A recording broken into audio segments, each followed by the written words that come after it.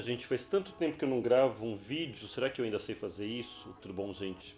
Eu queria começar falando o seguinte, tem uma frase do Frei Beto que é mais ou menos assim: vamos deixar o pessimismo para dias melhores. E aí eu tava pensando um pouco nessa frase do Frei Beto, não que tenha melhorado muito a vida, né, mas comparado com certos anos que passaram por aí. Esse vídeo é sobre o fato que a humanidade não deu certo, pelo menos na ficção científica. Pelo menos num recorte da ficção científica, não vamos generalizar. Eu queria falar sobre ficções científicas distópicas, já que diz por aí que a distopia está saindo um pouco de moda, que provavelmente The Last of Us, a série lá sobre zumbis baseada no videogame, seria o marco de uma finalização de uma era de distopias. Parece que a moda agora é a heterotopia. É você falar de lugares reais, mas diferente da maioria dos lugares. Lugares fora do comum. Por exemplo, vida de gente rica, sabe? White Lotus, Succession.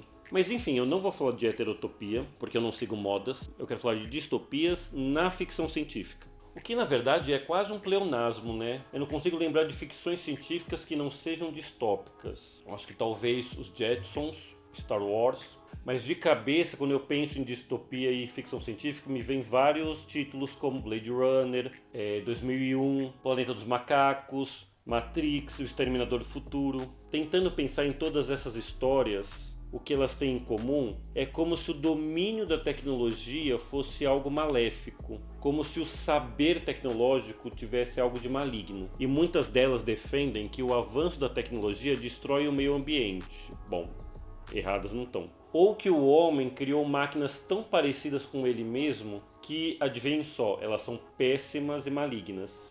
Eu vou utilizar como exemplo uma série que eu gosto muito, que é Fringe, aquela série de ficção científica que ninguém viu. Corrigindo, a melhor série de ficção científica que ninguém viu. Fringe teve 6 temporadas, se eu não me engano, entre 2008 a 2013. Ela foi feita pelo J.J. Abrams, que é o mesmo cara que fez Lost. A história é basicamente sobre uma equipe. Tem uma agente do FBI, tem um cientista maluco e tem o Joey do Dawson's Creek.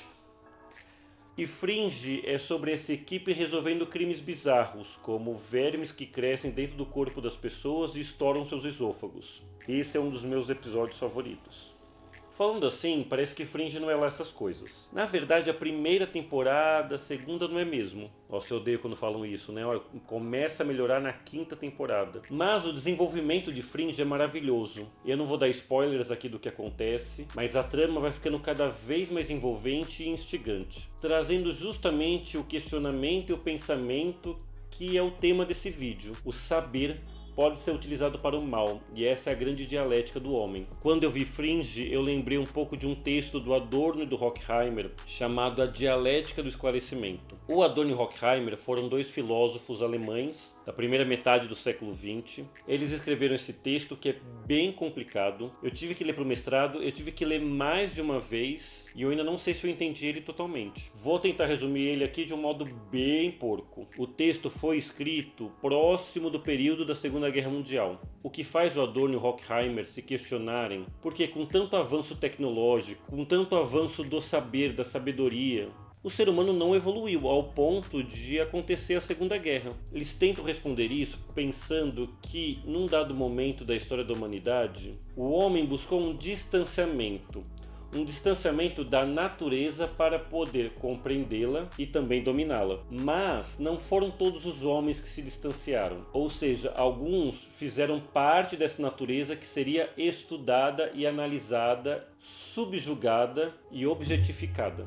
Então, para o Adorno e para o Horkheimer, esse estudo que veio do distanciamento, este saber, este conhecimento, virou uma arma de dominação da natureza e do próprio homem, que é um pouco o que Fringe acaba trazendo como questionamento durante a temporada, principalmente no personagem do Peter Bishop, o cientista maluco. O conhecimento que esse homem tem na série pode ser levado tanto para uma dominação quanto para o fato de ele ser internado num sanatório.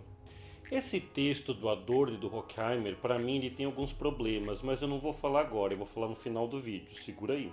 Queria voltar para esses filmes que eu citei no início do vídeo, essas ficções científicas distópicas, pensando que elas começam a surgir no início dos anos 60 para frente. Ou seja, esse olhar pessimista para a tecnologia estaria um pouco relacionado ao pensamento pós-moderno. Vou aqui ser de novo bem raso, bem porco. A gente poderia dizer que o pensamento pós-moderno seria a ideia de que o moderno, ou seja, o saber, o domínio tecnológico, o progresso, não deu muito certo porque isso veio junto com o capitalismo. Capitalismo, sabe, para poucos enriquecerem, muita gente tem que ficar pobre. Esses filmes retratariam justamente as consequências desse progresso a partir do capitalismo. Se você pensar, por exemplo, em Blade Runner, só ficaram na Terra as pessoas que não tinham dinheiro para ir para outros países. Ou, sei lá, Planeta dos Macacos, ou mesmo como é o mundo retratado em Matrix. Pessoas individualistas, trabalhando em cubículos, com uma insônia e com uma qualidade de vida muito ruim por conta da exploração que elas sofrem no trabalho. Essa é a vida do Neo, gente. E é curioso como algumas dessas ficções científicas distópicas apresentam uma sociedade onde existe um avanço tecnológico, mas a vida em sociedade retrocedeu, como se a humanidade voltasse a morar em feudos. Lembro aqui de cabeça Mad Max. Tem aquele desenho dos estúdios Ghibli, o Nausicaa. Aliás, estúdios Ghibli poderia ser o tema para um vídeo, né?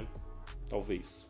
O Ora Thiago, que é um youtuber que eu gosto muito, ele traz um olhar muito interessante sobre esse tema do apocalipse tecnológico que a gente vê em séries e filmes. O Thiago defende que as ficções sobre o futuro, na verdade, são metáforas sobre o nosso presente. As máquinas, os robôs, eles seriam a representação do outro, daquele ser humano que é subjugado e é escravizado para trabalhar para outros homens. Ou seja, o apocalipse tecnológico seria a revolta desses seres subjugados contra essa situação. E quando eu vi esse vídeo dele, vai estar aqui nos meus comentários para quem tiver interesse. Essas histórias ganham um outro olhar, porque muitas delas acabam propondo uma humanidade vencendo a tecnologia, ou seja, destruindo uma revolta que talvez seja legítima. Mas para mim a grande questão é que a grande maioria dessas histórias de ficção científica, elas nasceram nos Estados Unidos. As narrativas norte-americanas geralmente trazem uma moral, quase como essa relação do homem com a tecnologia, da tecnologia dominando o homem, fosse uma culpa do próprio homem, como se ele tivesse que aprender alguma coisa com isso. No caso, uma culpa mesmo, né? Porque se o mundo está sendo destruído é por culpa dos Estados Unidos, não sei se vocês sabem. E eu acho que também tem o fato que a gente acaba encontrando nesses filmes, que a gente acaba encontrando lá no texto do Adorno e do Horkheimer. Lembra que eu ia falar dos problemas que eu enxergo nesse texto, que é pensar a humanidade apenas no molde norte-americano ou europeu. Sabe, essa ideia de universal, como se só existisse um homem, o branco, o hétero, o europeu, o jovem, que produz uma única tecnologia. A gente acaba viciado em associar tecnologia à robótica ou a essas máquinas que a gente vê nos filmes. Porque se a gente for no significado de tecnologia, vou aqui pegar no dicionário. Tecnologia, teoria geral ou estudo sistemático sobre técnicas, processos, métodos, meios e instrumentos de um ou mais ofícios, ou domínios da atividade humana.